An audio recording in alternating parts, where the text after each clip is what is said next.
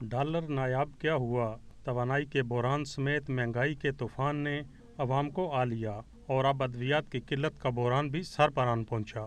ملک میں ادویات کی قلت بارے پاکستان فارما مینوفیکچرنگ ایسوسی ایشن کے چیئرمین فاروق بخاری کا کہنا ہے کہ حال ہی میں آپ سن رہے ہوں گے کہ میڈیسن کی شارٹیج شروع ہو گئی ہے، جس کی وجہ صرف بنیادی وجہ یہی ہے کہ ایل سیز تھوڑی لیٹ سے کھولی جا رہی تھی۔ ایل سیز کا ایشو ابھی بھی ہے ڈیو ٹو ریزن کی ڈالر شارٹیجز ہے، ہاسپٹل کمپنیز کو انٹرٹین کریں، but nonetheless it was very late to be implemented.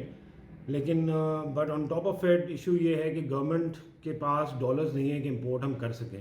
فاروق بخاری کا مزید کہنا ہے کہ حکومت نے مسئلہ کے حل کے لیے فوری اقدامات نہ کیے تو صورتحال ابتر ہو سکتی ہے۔ گورنمنٹ نے ریسنٹلی ہمارے 20 مالیکیولز کی پرائز کم کر دی ہے، which hence will lead to not just a shortage but withdrawal of these medicines because they won't be viable to produce anymore۔ اگر یہی حالات رہے تو انفارچونیٹلی ہم دیکھ رہے ہیں، فرضی کر رہے ہیں کہ یہ چھٹی ہیلتھ کرائسس کی طرف سچویشن جائیں گی۔ ملک میں روزمرہ استعمال اور راشن کی مہنگے داموں فروخت پر عوام کا واویلا ایک حقیقت، لیکن مریضوں کو ادویات کی عدم فراہمی کی نوبت آنا مسئلہ کی سنگینی کی جانب بڑا اشارہ ہے۔ ندیم چودھری، ABN نیوز، اسلام آباد۔